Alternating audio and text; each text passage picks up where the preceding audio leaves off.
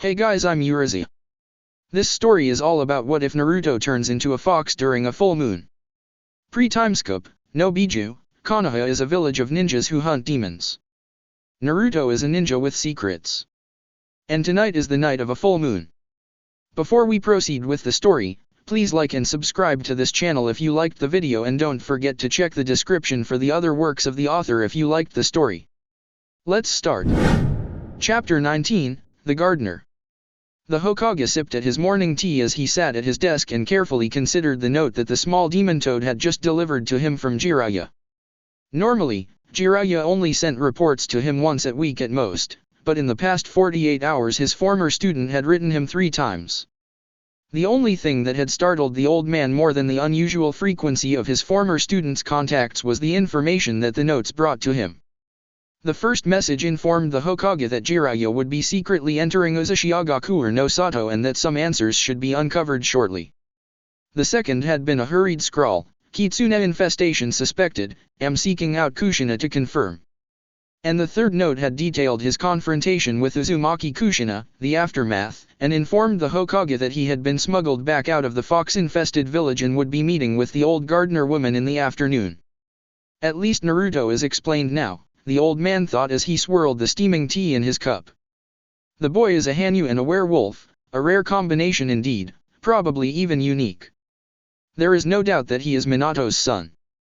Now the question was what to do with this information. He would tell Minato, and eventually Naruto, of course. But when would be the best time? The messenger toad croaked, distracting the Hokage from his line of thought. My apologies, the Hokage told the small demon amphibian, and then pulled out a piece of paper. It'll only be a moment more. He hurriedly penned some instructions to Jiraiya to gather all the information that he could on the foxes of Uzushiagakuer, their relationship with Oto, their role in the mysterious disappearances of Uzu civilians, and to find out all that he could on Byaku Chikashoku in particular.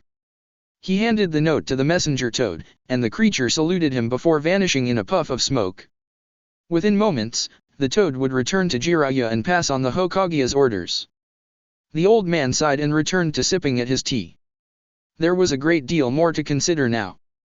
Trying to manage the conflict between his 2 werewolves on top of running the trials was the most immediate set of issues. But he couldn't ignore this revelation of the true nature of Konoha's oldest ally. It brings the entire alliance between Leaf and Whirlpool into question, the old man thought. It is to the Kitsune's advantage to have a strong village like Konoha to protect them in times of war and strife. And as the Shode's wife was one of them, their choice in allies was simple.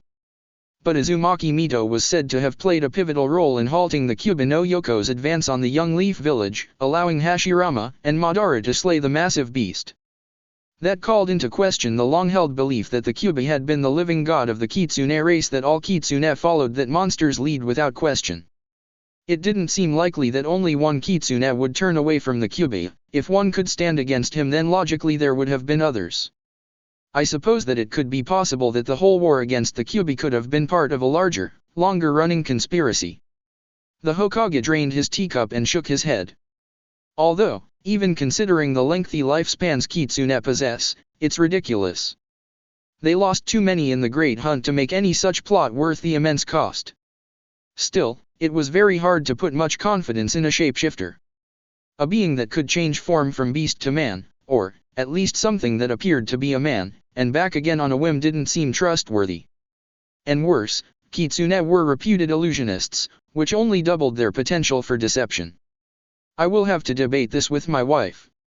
Jiraiya lounged in the Hidden Lotus tea house and waited for the old gardener fox to come meet him as she had promised. The establishment wasn't the sort of tea house he frequented, the kind with very friendly women, but a casual restaurant with a wide variety of teas, fruit drinks, coffees, and alcoholic beverages on the menu. So Jiraiya was left rather bored as he nursed a cup of green tea with ginseng and waited. I hope that this isn't a mistake, he thought glumly. After giving Kushina the photograph the previous evening, he'd ending up giving a synopsis of Naruto's many stops between Uzu and Konoha.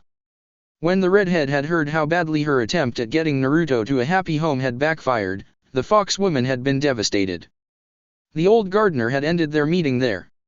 She took Kushina out of the greenhouse and presumably back to her quarters, and then smuggled the tiny demon toad, with Jiraiya hiding inside of it, out of the fox village with the promise to meet the next afternoon.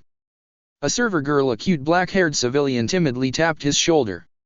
"Sir, are you Jiraiya of Hinokuni?" Yes, Jiraiya nodded politely, and wished that he wasn't about to have an important meeting so that he could try flirting with the girl. "Oh." The girl fussed, looking horrified. "I'm so sorry.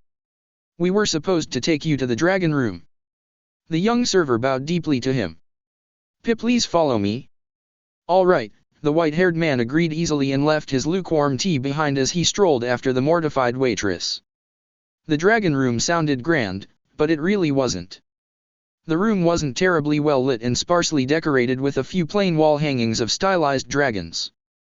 The only furniture was a large low table in the middle of the room and a selection of badly worn cushions to kneel or sit upon. "Please make yourself comfortable, sir," the waitress murmured, waving him towards the table. "Refreshments will be brought shortly." Jiraiya gave the girl a polite nod, and when he was alone he scoped out the room before selecting a spot at the table to sit down. There were very old seals that blocked sound, prevented genjutsu, and kept out intruders imprinted deep into all the walls, the floor, and probably the ceiling as well. He'd also noticed a hidden door tucked away behind one of the wall hangings. The place was very secure and ideal for clandestine meetings. "I hope you didn't have to wait long," the gardener lady said as she entered the room with the nervous waitress and a more senior server. "No, not really," Jiraiya said neutrally. The two waitresses took their orders. The old woman requested oolong tea, chicken dumplings, and rice. Jiraiya asked for more of the green tea that he'd had before and a bowl of ramen soup. "So, how is Kushina?" the Sunin asked when the servers left the room. "Very upset," the gardener sighed, shaking her head. "I hope that I can bring her happier news about her son from this meeting. I have several questions I'd like answered first." "Of course," the fox woman agreed. "Naruto-kun will come last." She then made small talk with him while they waited for the food. She asked him how he was tolerating the cool, rainy climate, and what he thought of the people of Uzu. He gave short but polite answers. Within 20 minutes, the waitresses returned to deliver their orders. "If you need anything further, please pull the cord by the door," the senior server told them, gesturing to a black and gold rope hanging near the wall. "We hope that you enjoy your meals." And with deep bows, both women were gone. The old woman briefly flashed her hands through some seals, and then the seals in the room glowed as they were activated. With that done, she relaxed her transformation. Her pupils slit vertically, her canines lengthened to fangs, proving she had no dentures, her ears pointed, her fingernails became claws, and a single copper-colored fox tail, an odd contrast to her silvery hair, slipped loose from the folds of her robe like yukata. "You're very comfortable here," Jiraiya noted, as this tea house was located miles outside of her village. "The Hidden Lotus is owned by Clan Uzumaki, and the Dragon Room is reserved exclusively for our use," the gardener replied as she delicately used her chopsticks to nibble at her food. "Unless the rope is used to summon the waitresses, we will not be disturbed. And now we may discuss your questions freely." Jiraiya nodded, and then hesitated as a thought struck him. "You're Kushina's grandmother? I don't believe that I caught your name." "I'm not her grandmother," the gardener replied. "We're only distantly related. And my name is Mito. Now, you were asking about a possible alliance with Oto and civilian disappearances last night." At his confirmation, she continued speaking. "In recent years, Clan Uzumaki has lost a great deal of prestige and respect. We no longer have much say in what the village of Uzushiagakuer no Sato does, and we cannot claim to know all of what the other 9 clans do.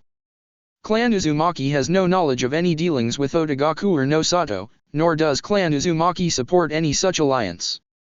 From what I understand, the most likely culprit would be Clan Kurohi. The Kurohi have taken advantage of Clan Uzumaki's current disgrace and now more or less hold sway over all of the other clans with few exceptions. They have a shady reputation, with recent rumors hinting that they've been allying with Tengu and Tsuchigamo, and have been rather isolationist until recently. The only item on their agenda that I know of that hasn't been accomplished is the dissolution of the alliance between Uzushio and Konoha. The other clans simply don't feel secure enough to let go of the Leaf's protection to go through with that. As for Shadows abducting Uzu civilians, I have not heard anything about this." I plan to inform the clan head, Kenjiro-sama, this evening. But, if it is happening, it is most likely Clan Kurohi's doing, and is not in any way supported by Clan Uzumaki. So, Clan Kurohi are the bad guys, eh? Jiraiya drawled after taking a sip of his soup broth. You haven't met any of them yet, Mito replied with a faint smirk. They are bitter and vengeful and made up of the fragments of dozens of clans so decimated they could not continue on as separate entities. Not all are bad, but the worst of them are in clan leadership, and they hold all humans in contempt. The Toad Sage sipped at his tea thoughtfully before bringing up one of the subjects that the Hokage had been particularly interested in. What about the Byakuchi? A Uzujonin named Byakuchi Kashoka recently arrived in Konoha as part of the alliance. Really? Mito blinked, very surprised. Normally there is a lot of gossip centered around the appointment of a liaison to Konoha, and all clans must agree on who is sent. There has been no gossip, and Clan Uzumaki has not approved of any Uzushio Jonin to go to Konoha. This Kashoka should not be there. From my understanding, he has all of the right paperwork, Jiraiya shrugged. Clan Uzumaki's signature seal has been forged, then, the fox woman said firmly. We did not approve him. Please inform the current Hokage that he does not in any way represent Clan Uzumaki. I will, he agreed. And the general character of Clan Byakuchi? Unpleasant and sad, Mito told him. With the current state of the Kitsune species, there is tremendous pressure to produce children and restore the population to a healthy number. So, to please their families, the vast majority of young Kitsune participate in arranged marriages with partners chosen for social and political advantages, and as a way of preserving even increasing the diversity in bloodlines. I honestly can't remember the last wedding that I attended where the bride and groom were marrying out of love or even affection. Clan Byakuchi is one of the most fertile clans, but they have the reputation of producing the worst spouses. The husbands are cold and even cruel, and the wives tend to be bitter and catty. Some wonder why Clan Byakuchi hasn't collapsed yet simply from all the fights that go on in the families that live in the Byakuchi district. They also hold the record for most domestic murders. There have been at least 20 separate incidents since the founding of the village. Kushina's oldest brother is married to a Byakuchi woman, and everyone who has the misfortune to meet her agrees that she is very unpleasant. She was bitter and snappish from the very first day, but when Naruto-kun's lycanthropy was uncovered, she turned into a harpy. Simply being married to an Uzumaki became a mortal insult to her, and she made sure that everyone around her knew exactly how she felt. She singled Kushina out in particular, as the mother of the abomination, and the verbal spars they had could be heard all over the neighborhood. Mito shook her head wearily and sipped at her tea. I try to give everyone a fair chance, but I must say that I hate that woman and I pity poor Kenshin for being married to her. Wow. Jiraiya blinked and finished off his bowl of soup. Is it all really that bad? The whole of Uzushiagakuer is a sad place, Mito told him. It was founded out of fear and necessity. Many who live in it see it as a prison, and live in fear of discovery. And with our long lives, being so afraid for so long becomes toxic. We see all the same faces and deal with all the same people, and soon we snap at each other, spread vile rumors, and make each other utterly miserable for no real reason at all. It's a big reason why I got into gardening. Plants respond to all the love and attention that you give them and will never stab you in the back. And my husband had a way with plants. Tending to the flowers and the trees reminds me of him. The bun-haired gardener grew a bit misty-eyed and her gaze grew distant. Jiraiya waited for her to snap back to the present, but after over 10 minutes of her spacing out he ended up snapping his fingers in front of her face to wake her up. The old fox woman smiled wryly in apology. That is one of the drawbacks to living for so long. When you outlive all of the important humans in your life, you spend most of your time living in the past with ghosts. I lose track of the present all the time, so please don't hesitate to remind me that you're there. I will, Jiraiya promised, letting a bit of mischief creep into his polite smile. Good, Mito responded with a pleased glitter in her gray eyes. Now, was there anything else you wanted to know, or can we start talking about Naruto-kun? Kushina sat hunched between her bed and her nightstand in her darkened room and fingered her precious stash of photographs. The oldest were of Minato, and she had only 3, she regretted horribly never showing them enough to Naruto when he'd still been with her. Most of the rest were of young Naruto with his chubby whiskered face that was so much cuter than her own early human face. She was not a tomato. And there was her newest picture, the photograph that Jiraiya had given her of 12-year-old Genin Naruto. He's gotten so much bigger. He's so much older now. I wonder if I could recognize his voice if I heard it. Her stormy gray-blue eyes grew glassy with tears. She cried so much now that her younger self would be ashamed if she could peer into the future and see this. But right now she was too tormented to care. So Naruto is in Konoha now? How is that possible? Father made sure that he would go to some civilian family in the Land of Fire. Oh, I'm sure that he did initially. And then he was shifted to another, and then another, and then another. He probably was in 30 different homes a year until he came to Konoha. It was only chance that he found his way into the leaf. She sniffled and rubbed at her watering eyes. I just wanted him to be safe and happy. He must hate me now, for abandoning him. No, he doesn't hate you. Kushina blinked and slowly looked up to find the old gardener kneeling in front of her. Oh, can I see these pictures? The old woman asked, noticing the stack of photos clutched in Kushina's hands. How do you know that? The red-haired woman sniffed and reluctantly relinquished the pictures. Jiraiya told me so, the gardener replied. He said that Naruto-kun's drive to become a demon hunter was so that he could become strong enough to one day come and rescue you from us. Rescue me? Kushina choked on a wavering laugh. Ah, that's so sweet. The old woman flipped through the photos before stopping on one. Oh, is this his father? The picture was of Minato shortly after he'd returned from his last training trip with Jiraiya when he'd gone to Mayuboku Mountain to study with the demon toads. He was days away from being made a Jonin, although he hadn't known that then, and torn between being embarrassed and pleased at having his picture taken. The blond young man sported his white, flame-trimmed coat that he'd earned for mastering the toad's training, and he looked so handsome in it. Yes, that's Minato, she nodded with a feeble smile. I loved him in that coat. Damn, he was sexy when he wore it. That is a very nice coat, the older Kitsune agreed. Is it a reference to the Will of Fire? Yeah, I suppose it is, Kushina muttered. I always thought of it more as a sign that he'd get to be the next Hokage. It could be that, too, the old gardener murmured. I kept the coat, the younger Kitsune said and stiffly got up to rummage through her closet. Sometimes I wear it and pretend that he's still with me. She found the coat, well worn but carefully mended and cleaned so that it looked almost new. I had hoped that when Naruto grew up, he'd wear it one day. I'm not sure that he'd want to, the old woman sighed. What? Kushina frowned. Why not?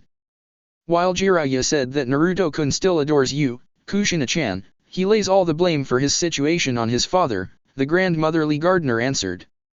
Naruto-kun despises your Minato. A chill slowly settled over Kushina at this news. Naruto had never seemed particularly interested in his father in the short time that they'd lived together, and at the time she'd been grateful for that. Just thinking of Minato had been painful then, and still was now, and she'd had so much else to worry about at the time.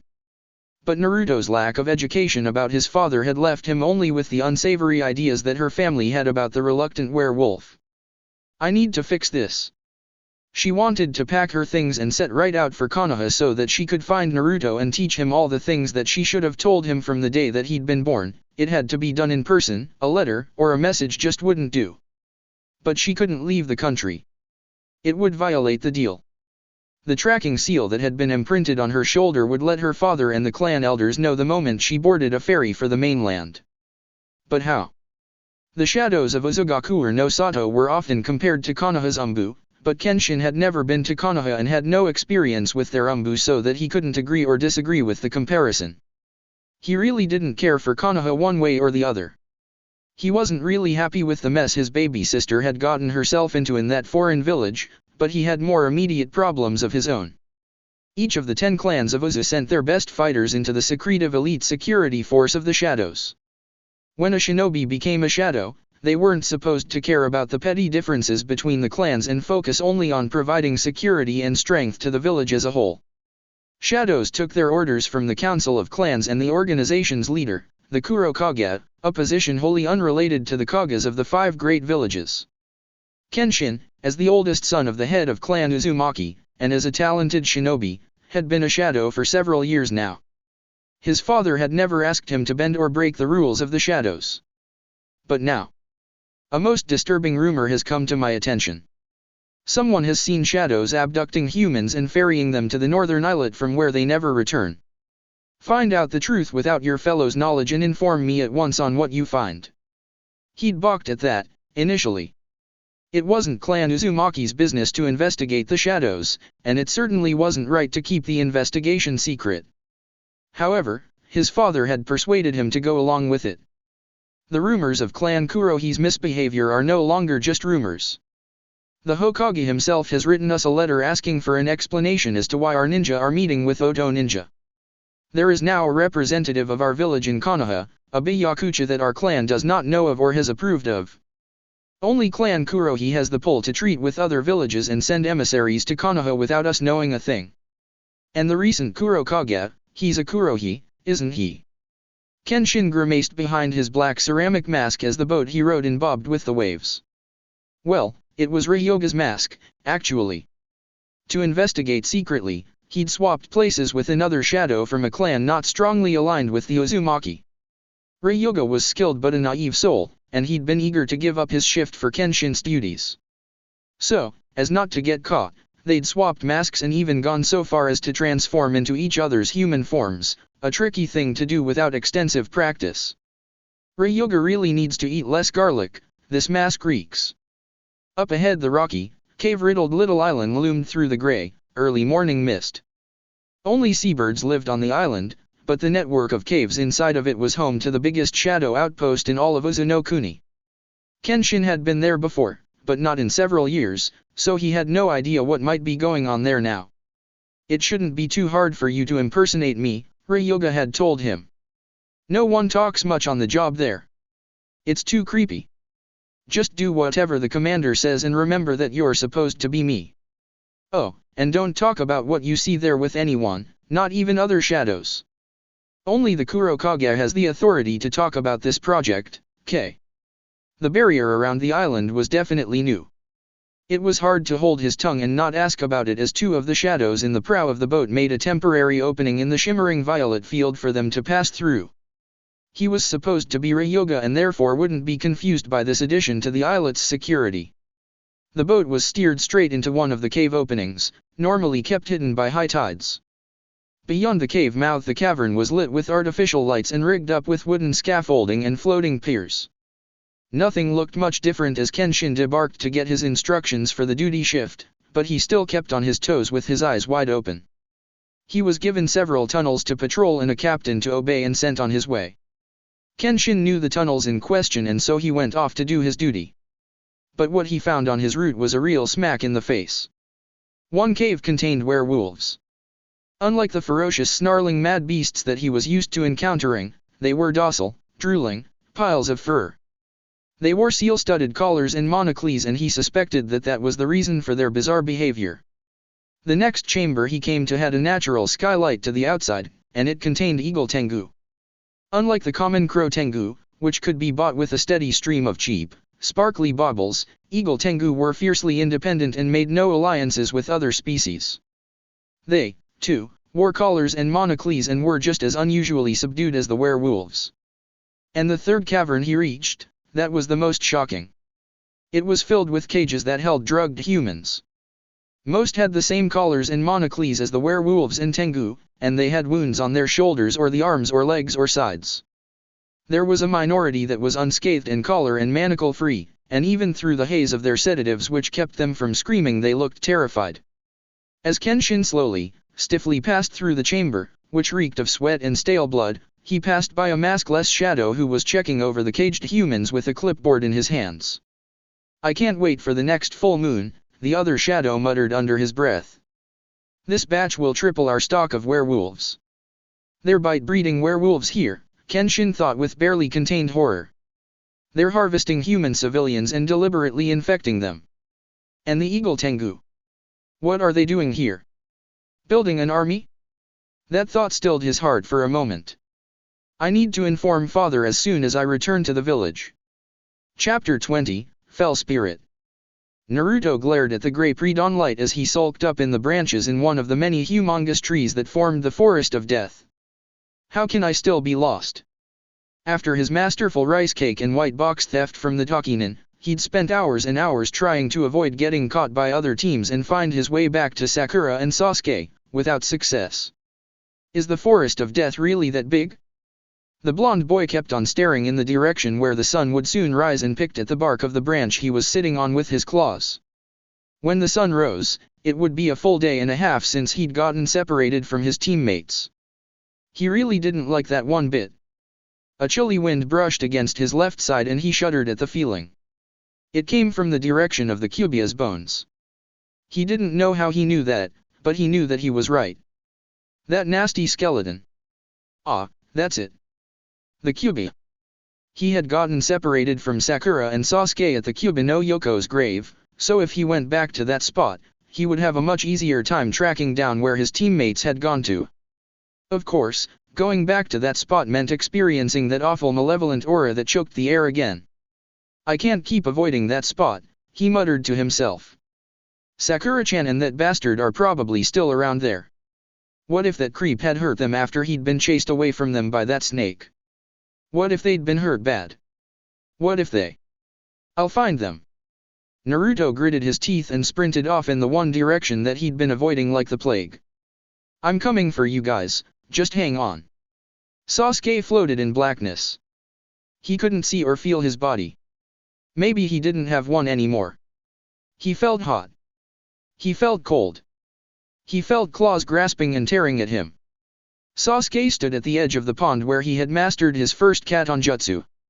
He turned and found his family watching him, but as he approached them they faded into dust, first his father, then his mother, and then his brother. Horrified, he ran into the rest of the Uchiha district, but he couldn't find anyone. He fled towards the rest of Konoha, but he found that there was nothing but a grey void existed beyond the walls of his exclusive neighborhood. At the gateway between the Uchiha and Konoha, he found Kakashi, Naruto, and Sakura waiting for him. But, like when he'd run to his family, they also faded into dust, first Kakashi, then Naruto, and then Sakura. He screamed and he cried but no one heard him because he was alone.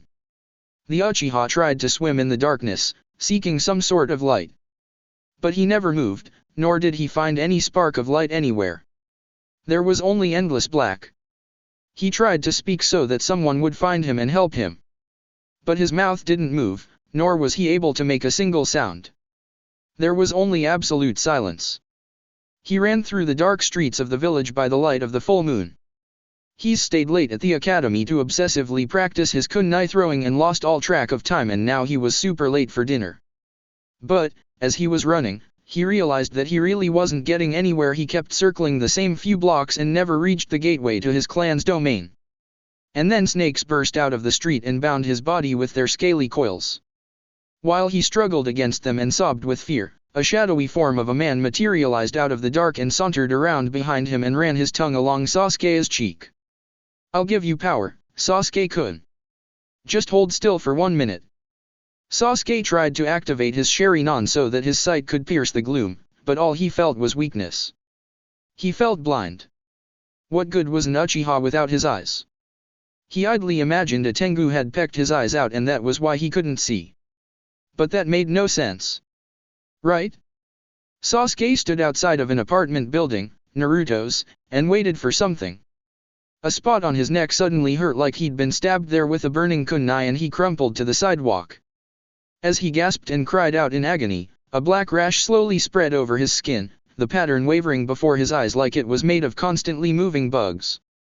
A shadow fell over him and he weakly peered up to see the woman from the photograph, Naruto's foreign mother. She was smiling at him just like in the picture, but she reached down and started to strangle him. When she spoke, her voice was an utterly bizarre fusion of Naruto's angry shout, and his own mother, Mikoto's, gentle but disappointed tone. You've betrayed my son. How dare you? Sasuke felt like he was bound. The chains were ropes, the ropes were scaly and hissed like snakes. Invisible eyes watched him from all sides, judging him, sneering at him, mocking him.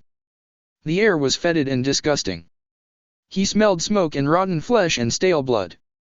It felt like a monster was breathing on him, or in him. He watched as a massive orange-furred, vaguely canine beast with a number of lashing bushy tails barreled through low-growing shrubs, trees, while patches of its body burned with black flames. Its headlong gallop suddenly came to a halt when a web of silver-white threads, chains, exploded from the greenery and ensnared it, pulling it to the ground with an explosion of dust. The monster roared and howled and bellowed in mad fury, but no matter how it struggled the threads/chains held strong. It snarled a curse and name. Sakura snapped awake with a start. She hadn't meant to fall asleep. One moment she'd been sitting vigil and standing guard simultaneously, and the next she found herself laying on the dirt beside Sasuke as the early morning sunlight was slowly lightening the gloom outside of their hiding place. Stupid, stupid, stupid. While she'd been inattentive for at least several hours, an opposing team or some supersized wildlife could have come across them and harmed them. Other genin would have probably just robbed them of their black box, which a panicky check revealed to be still in her possession, but if had been an animal, they could have been eaten in their sleep. Either way, they would have failed. I can't fall asleep like that again. Sasuke-kun's life depends on me right now. I can't fail. We are women, hear us roar. Inner Sakura agreed. The pink-haired girl stiffly got up after hiding the box under Sasuke's arm and cautiously edged out of the tree cave to have a quick peek around and refill her small water canteen. She relaxed slightly when she found that none of her basic traps that protected their campsite had been touched, proving that nothing had been around during her unplanned nap. Perhaps that Orochimaru person hadn't been making it up when he'd said that genin rarely approached the demon grave because of the strong negative aura it gave off. It's creepy, but if it keeps other teams away, good. After winding around a few giant trees, she warily crept up to a tiny stream. Glancing in all directions, she crouched down and started filling her small canteen with water. Long strands of pink hair slipped into her eyes and she brushed them away, annoyed. I hate my hair. If only Sasuke-kun didn't have a thing for long hair.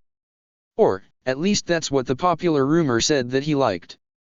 Around the same time that all the girls in the academy decided that Uchiha Sasuke was the hottest, most desirable boy in their year, it was whispered that he preferred girls with long hair. So all the girls started growing out their hair, Ino and Sakura herself included. Just a rumor. She nibbled at her lip as she screwed the cap back on her canteen. It certainly hasn't caught Sasuke-kun's interest. Maybe, I should cut it. Hello there. Sakura froze, and then jerked her head up to stare in horror. Across the tiny, shallow stream, perched up in some low tree branches were 3 foreign genin. They were dressed in shades of pale gray and violet-hued camouflage with musical notes etched into their hitaite. The team Kunoichi had ridiculously long black hair and a bored sneer on her face. One of the boys had spiky black hair and a cruel smirk, and the other was so thoroughly wrapped up in bandages that only one eye was visible. What's a little girl like you doing out here all by yourself? The spiky-haired boy chuckled darkly. Sakura didn't answer them, frozen in horror and indecision. What should I do? What can I do? Why don't we help you? The mummy-like boy offered. Hand over your box, the long-haired Kunoichi demanded haughtily, and we'll help you find your teammates. Hopefully they won't be as pathetic as you. Yeah, we could use a decent fight. The spiky-haired boy grinned. Sakura trembled for a moment, and then set down her canteen and drew a kunai. I can't let them hurt Sasuke-kun. Shanaro. Naruto fought the increasing urge to scratch all over in response to the endless creepy-crawly feelings that slithered over his skin as he approached the giant demon grave. With every passing minute he got closer to the evil skeleton. Even the rising sun, which lightened even the gloomy forest of death some, didn't do anything to fight the dread pooling in the pit of his stomach. Sakura-chan and the bastard had better be okay so that we can pass this test. The boy grumbled to himself. I want to make Chunin so I never have to come back to this place ever again. The closer he got, the slower his pace became. It was like the air itself was getting thick and holding him back. It didn't help that he really didn't want to get any closer to where he was going. And then he thought he heard the sounds of a fight up ahead. He'd skirted several scuffles between teams so far and after almost being skewered once by a stray attack found that it was best to stay as far from other fights as possible. But this fight seemed to be happening right where he didn't really want, to go. Naruto's pace slowed to a near crawl and he drew a kunai in case the fighting came to him.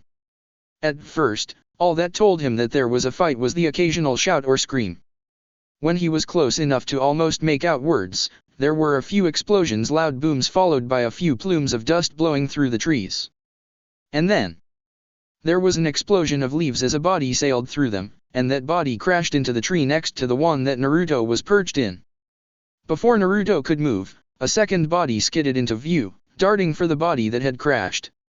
The victim managed to roll aside at the last second as the aggressor hit the tree so hard he blasted off some bark and sent splinters flying. Holy crap!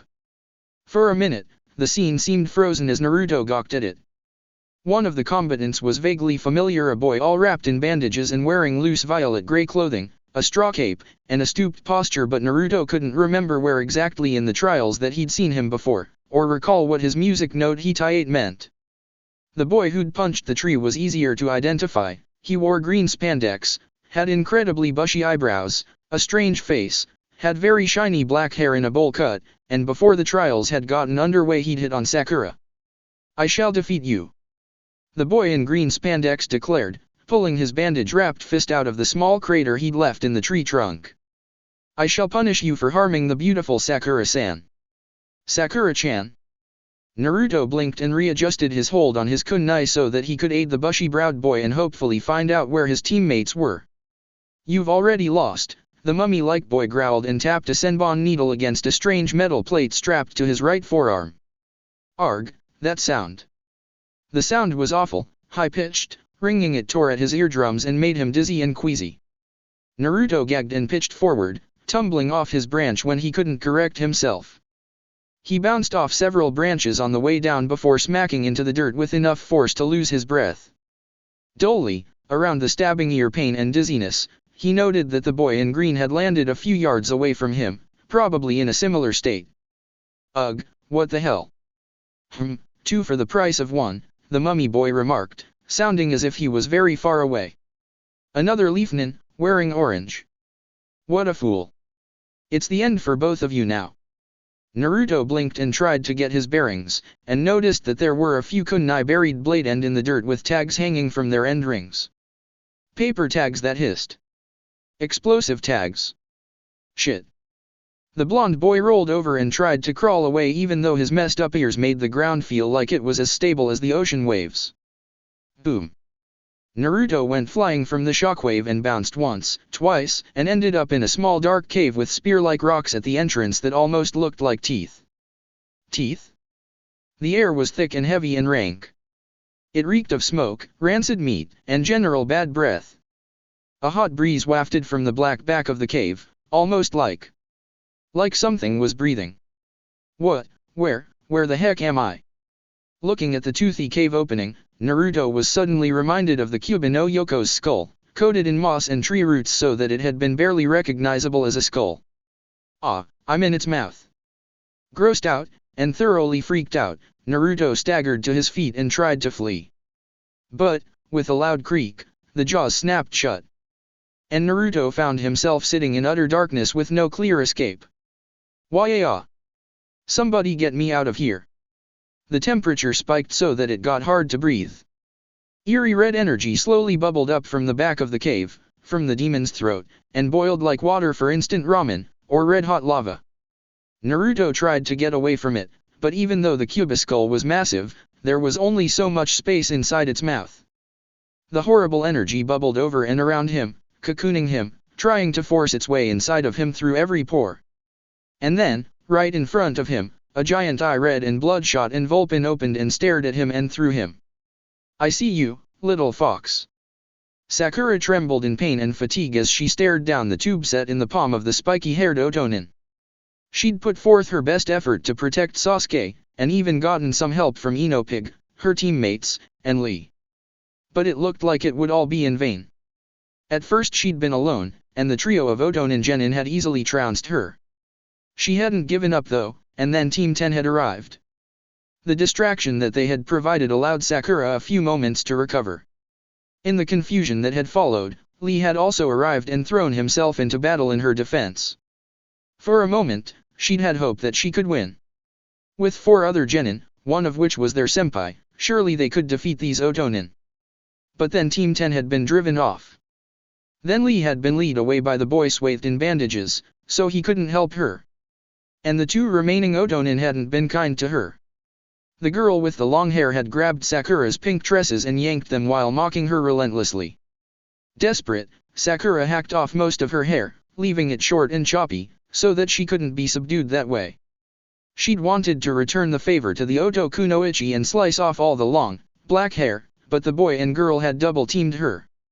And now she kneeled in the dirt and waited for the boy Genin to blow her head off with the cannons built into his arms by his mysterious village. Stupid girl. The boy panted.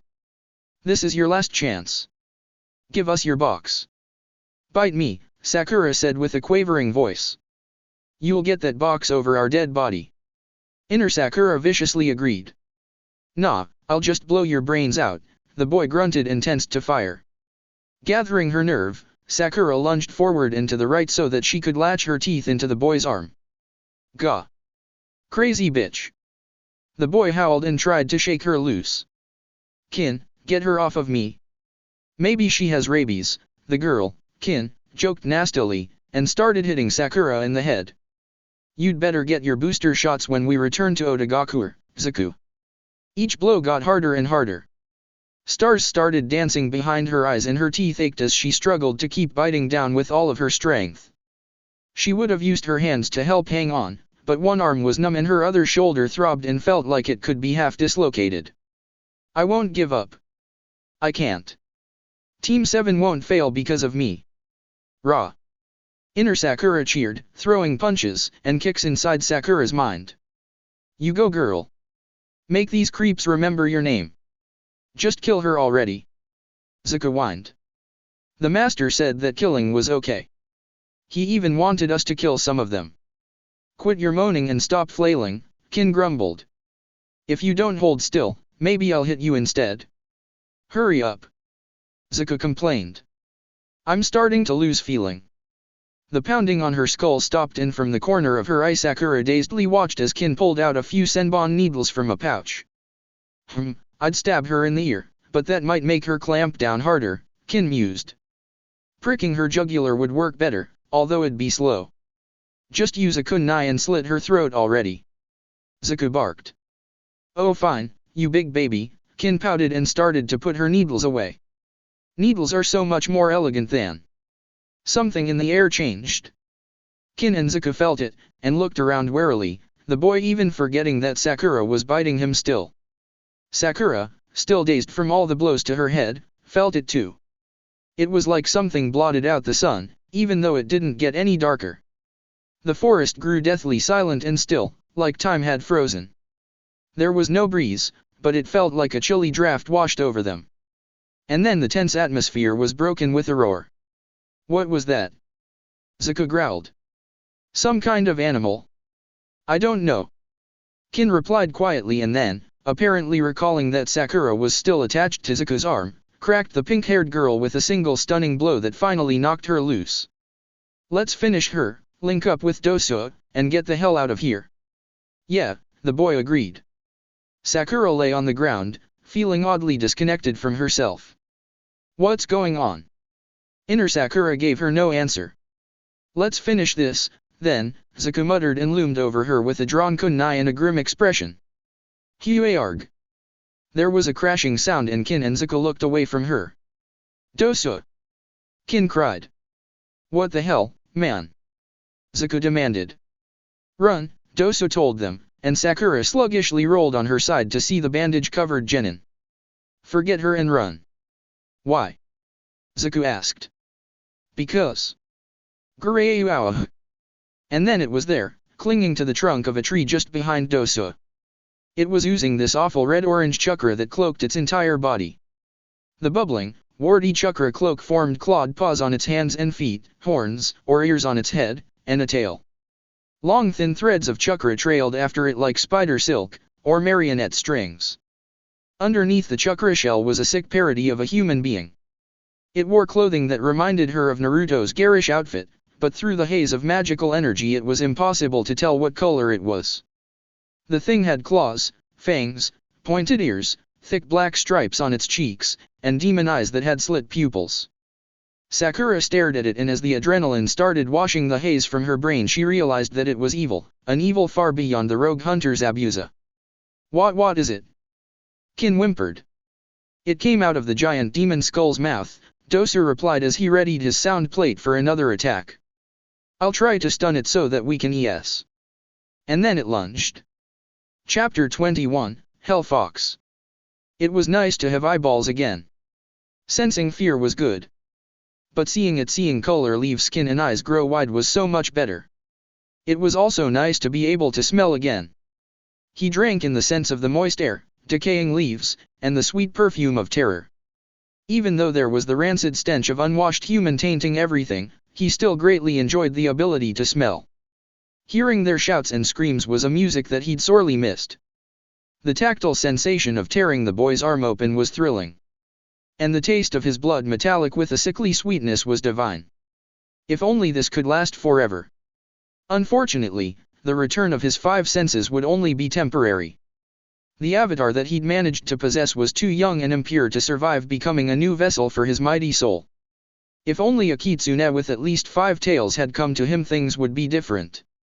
But what felt like eons after being reduced to a blackened skeleton and sealed with a small forest, a dirty little Hanyu would do for a bit of fun. If only he had the time and resources to purify the pathetic thing of its crippling human blood the way that he'd purified himself so long ago.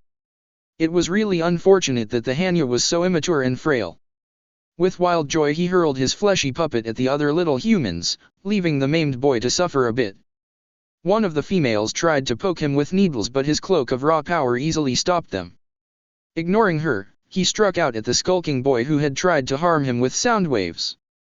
Extending an arm of pure chakra, he slammed the boy into the base of a tree yards away and started squeezing. "See this power?" he cooed to the frightened mind of his Hanyu host. "This is but a tiny fraction of what I can give you.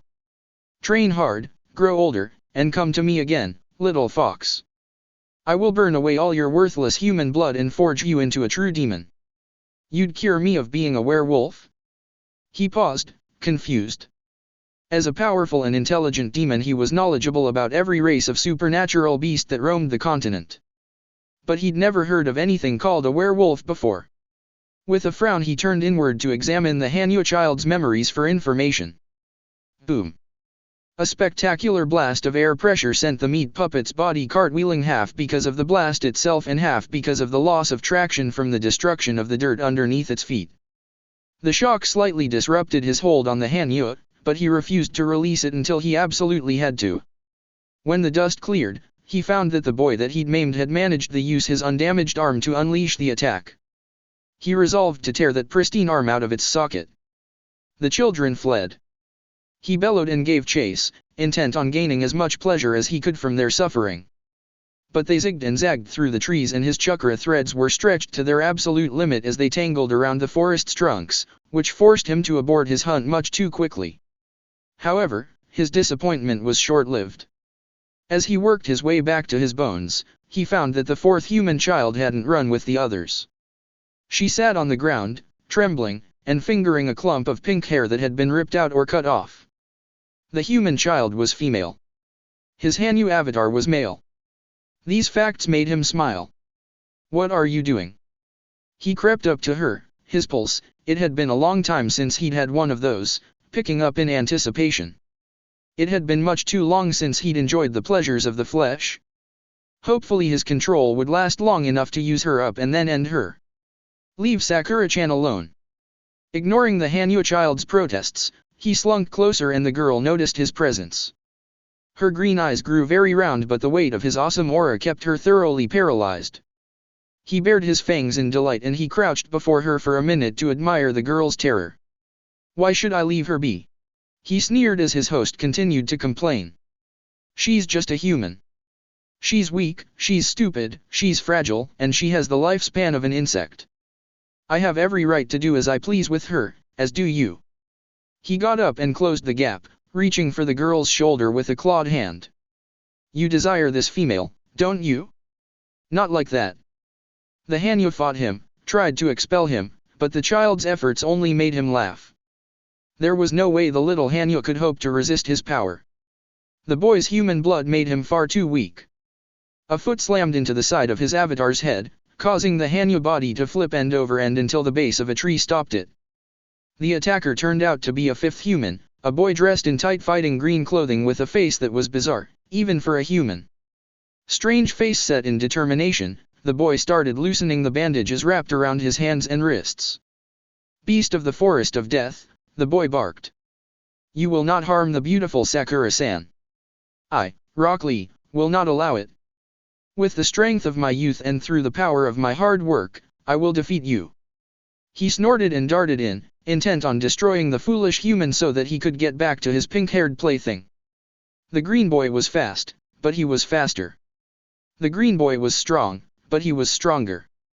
The green boy was skilled, but that didn't matter much against such a superior opponent. But the stupid little human just didn't give up, and through a mixture of luck and skill managed not to die. And the strain of fighting took its toll on his living puppet. The Hanyu was young and its flesh was inferior. Simple exposure to his power was slowly destroying it, and the fighting only accelerated the process. And then his chakra cloak started to lose coherence, which allowed the green boy to successfully lasso him with his dangling arm bandages. Now you shall experience the power of the lotus. The last thing he was aware of before his chakra threads snapped and the Hanyu was torn away from his influence was a stomach-churning spiral straight down into the dirt. Sakura was sure that she was trapped in some sort of dream that couldn't decide whether or not it really wanted to be a nightmare or not. A corner of her mind actually started listing events that qualified as dream and nightmare. Dream: Kakashi-sensei had entered their squad in the trials and they had passed the first part of the tests with relative ease. Nightmare: Naruto and Sasuke's fight, the encounter and fight at the giant Kitsune Bones, Naruto's disappearance, Sasuke's mysterious injury, and the attack of the Oto Genin. Dream: Team 10's timely arrival and then Rock Lee's even more timely arrival, with a cute little squirrel riding on his shoulder, no less. Nightmare: Team 10 breaking off, Lee disappearing, cutting her own hair, getting the daylights knocked out of her, and the attack of that thing. Dream: Lee's second timely arrival and against all odds defeat of that horrible creature that had trounced the Oto Genin and come back to get her too. So, when was the next nightmare segment going to start? Sakura-san, are you alright? The girl blinked dazedly up at Lee, who was exhausted and battered but still standing. Yeah, she managed to croak. I think so. I am sorry that I was unable to adequately protect you, the boy in green spandex apologized. After the trials, I will run 100 laps around Konoha as punishment. You don't have to. I must. Lee insisted, his odd round eyes aflame with determination. A cracking twig made the girl jump. That creature, did you really beat it? She asked nervously, her green eyes flickering towards the distant crater that Lee had created with his final devastating attack. Yes, Lee nodded sharply. He has not moved since my attack succeeded and the chakra connection to that cave was broken. What? Sakura blinked. What cave? Lee gestured in the direction from which the chakra-shrouded demon had first appeared. There was a small cave set into the hillside 30 yards that way. He emerged from it shortly after Dosu incapacitated me with his sound abilities and remained connected to it through chakra threads. He must have some source of power hidden inside that cave. The pink-haired girl struggled to her feet and squinted at where Lee was pointing, but there were too many trees in the way. She hesitated and then staggered slowly towards the crater where the monster lay. She didn't doubt Lee's strength, but she just had to see it to be sure. Without the shell of bubbling red-orange chakra and the aura of absolute malice, the core of the monster was very unthreatening. It looked like an ordinary genin-level shinobi curled up and unconscious in the center of the small, shallow crater. He was dressed almost entirely in a gaudy shade of orange that was made even more eye-catching by his yellow-blonde hair and... Naruto? Lee, there you are. Sakura flinched and turned her head to see the bun-haired girl she'd seen from before the first official test and another genin their age drop down from the trees. She thought that Lee's second teammate was a girl at first glance because of the long straight hair, but after a short inspection she found the person to be a boy. His eyes took most of her attention as soon as she really looked at them. They were white and didn't appear to have pupils, the complete opposite of Sasuke's black eyes. Tenten. Lee beamed. Neji. You didn't meet up with us on time, Tenten complained. And when Neji finally spotted you, you were fighting something. Did you acquire the type of box we need? Neji asked coldly. No, Lee replied. My battle was not to gain the box, but to defend Sakura-san, a comrade. This is not an ordinary mission where wasting time to aid another member of Konoha would be acceptable, Neji chastised his teammate. In this case, she is competition, and you should not have offered her assistance. Does she have the box we need? And no, Sakura managed to squeak out. My team, we lost our box, we don't have either one, she lied. Neji stared at her for a moment. Then he ran through a short series of hand seals and his white eyes bulged outwards slightly, along with extra pulsing veins around his eyes. His featureless white orbs now looked unnerving, inhuman, like cracked glass orbs. It made the older boy twice as intimidating as before. She has no box, Neji said after studying her closely for a short eternity, and he relaxed his frightening eye technique. We need to move on. Lee didn't look happy, but he didn't disagree either. Farewell, Sakura-san. He said with a bow. I hope to see you again soon. Good luck, Tenten told her with a little smile. You still have 3 days for your team to find the boxes that you need, so don't give up yet. Neji said nothing to her, and simply led his companions back up into the trees and away, leaving her alone again. Sakura shivered and almost flopped to the ground.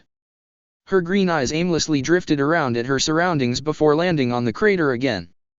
She bit her lip and then slowly, cautiously edged closer until she could examine the limp body with her trembling hands. The distorted features she'd noticed when he'd still been enshrouded in the evil chakra remained. The stripes on his cheeks, the fangs in his mouth, the claws on his fingers, and the points on his ears hadn't gone away. The only thing she couldn't check was his eyes. But in spite of it all, she was left convinced that this was Naruto. Who else would wear such an awful orange outfit anywhere? Naruto, what happened to you? As he was unconscious, he didn't respond. She lingered there for a while, battered and numb, until inner Sakura returned to snap her out of it. Enough sitting around. New enemies could arrive at any minute. Let's grab Naruto Baka and get back to our Sasuke-kun, cha. With her head throbbing and her body aching, she grabbed Naruto by his ankles and awkwardly dragged him back to where she'd stashed Sasuke, and their black box. It was slow, painful going, and she ended up having to pass by the creepy, overgrown, giant demon skull. As she pulled him along, Naruto's ugly orange jacket rode up and formed some odd bulges. Wait a minute. Sakura looked over at the buried skull, and noticed that some of the vines and roots that grew through and around it had snapped. Some of the moss looked charred, revealing more of the bone underneath. And, it looked like wisps of smoke were curling around the pointed teeth of the lower jaw. Lee said that he came out of a cave. A sharp chill infused her body and Sakura redoubled her efforts to drag Naruto back to the little tree cavern where Sasuke was. We had better pass this trial because I am never coming back to this place ever again. Fugaku left his office in the headquarters of the military police for his lunch break. The trials always put him in a foul mood. Allowing genin from other countries, it didn't matter how small or weak, into their village was just asking for trouble. The only good thing about the situation was that genin from the greater villages like Suna and Kumo weren't invited, as their own villages were large enough to host separate tests for chunin rank. His bad mood was further enhanced by the lack of new information that Itachi had been able to provide him with on that Naruto boy. He'd hoped that his elder son would be able to find some scraps of information that would either support or destroy the possibility of the boy having inherited lycanthropy from his father. Looking at a picture of the boy, there was little doubt as to his paternity. But there was nothing in any record that Itachi had access to that gave any hint on the issue. If only Sarutobi hadn't been so squeamish about Itachi's age when he first applied for Umbu service. Fugaku ground his teeth. The highly classified files and information sources that he'd have access to would surely shed light on this situation. It looked there was only one way to settle the issue. As soon as Sasuke's team was released from the Forest of Death, he would have to track Naruto down and administer the werewolf test on him. If the boy's skin burned from silver contact, Fugaku would have to arrange for the child to be dealt with. As the Uchiha leader approached his home in the heart of his clan's territory, he noticed a stranger conversing with his wife. He frowned deeply and activated his Sharingan briefly to get a good look at the intruder. The strange man had dark brown hair, pale blue eyes, a short sword, black clothing, a dull grey flak vest with a blue spiral set into the back. A foreigner, the vest suggests Uzu. Now scowling, he picked up the pace. Even though the Uzunin was clearly not that wretched woman, Fugaku didn't trust him. He was a completely unknown quantity and that could be very dangerous. "Oh, Fugaku." Mikoto greeted him, breaking off her polite conversation with the stranger as he approached. "The new liaison from Uzu is here." The stranger turned fully around and bowed respectfully to Fugaku. "I am Byakuchi Kashoku. It is an honor to meet the head of Clan Uchiha." Fugaku nodded in response. "What brings you to the Uchiha district?" "I have recently arrived and I feel that I should introduce myself to the important clans," the Uzunin answered. "It has been a while since any of my comrades have come to your village." "I see," Fugaku replied neutrally. "I was asking him if he could tell me anything about Kushina," his wife told him. "I haven't heard from her in so long." "I don't personally know her," the Byakuchi shrugged apologetically. "I can't explain her silence." Fugaku internally debated whether or not to send the man away. He'd come and introduced himself and the Uchiha could always send a trusted officer to feel the foreigner out more thoroughly later in some location other than the district.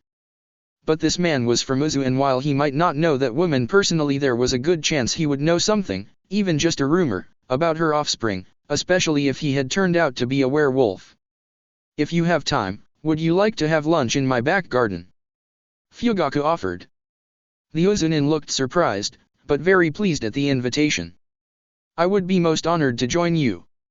Whispering a few instructions to his wife, Fugaku led the man around the side of his house and into the backyard where there was a small garden and koi pond.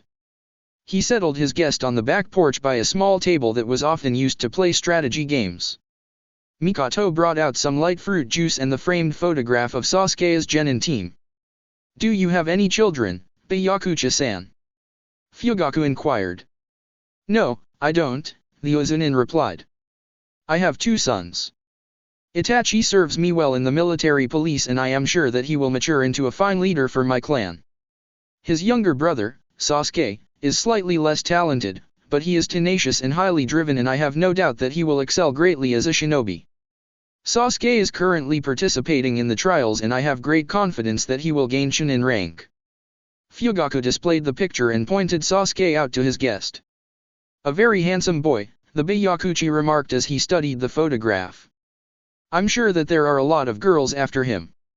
My wife was close friends with Uzumaki Kushina and she was quite excited to be having Sasuke at the same time as she was going to have her first child," Fugaku said. "You may not know the woman personally, but have you heard anything about her or her child?" "The less said about either, the better," the Uzunin said with a grimace.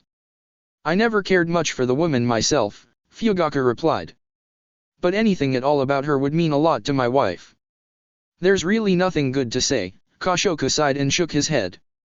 "Your wife would be much happier knowing nothing." Annoyed at the man's tight-lipped responses, Fugaku tried a different angle of attack. "This boy," he said, pointing to the team picture again, "Naruto, he reminds me very much of Uzumaki-san." It was a lie, of course. He'd never met the boy, and Sasuke had never said much of his teammate's personality. Sasuke had a purely professional relationship with his team as was proper of an Uchiha. "Does he?" Kashoku muttered as he studied the blonde boy's image. Then the Uzunin's expression visibly darkened. Mikoto came out the back door and brought out a simple lunch, the same lunch that Fugaku had expected for himself doubled to feed their guest. She took the picture back inside with her, leaving them alone again. Fugaku selected an onigiri from the plate and raised an eyebrow. "Well?" The Uzunin hesitated a moment more before answering. Uzumaki Kushina birthed a son with strange markings on his face. And soon it became clear that he had inherited lycanthropy. The village demanded that the creature be disposed of, but she delayed and refused. Eventually, long after the problem should have been dealt with, Clan Uzumaki claimed that the creature had been taken care of. Kashoku paused to select an onigiri and bite into the stuffed rice ball. That name and that face, though. I'm very sorry to say it, but seems like Clan Uzumaki may have lied. The foreigner gave him an apologetic look. And, should this boy test positive for lycanthropy, I hate to ask you to clean up my village's mess. You weren't the ones to sweep the problem under the rug, Fugaku said, his mind chewing through this new information. It should have been dealt with swiftly and properly, Kashoku frowned. That boy could have bitten someone and spread the disease. The Uchiha will take appropriate action, Fugaku promised. Thank you, the Ozunin sighed gratefully. It is no trouble, the Uchiha responded. It is the duty of the Uchiha clan to deal with such problems. And we will do our duty. The Byakuchi nodded and the two men settled into more mundane small talk as they ate. It seems that I may have to sharpen my silver knife. That's it for part 7. Thank you for watching and see you on the next video.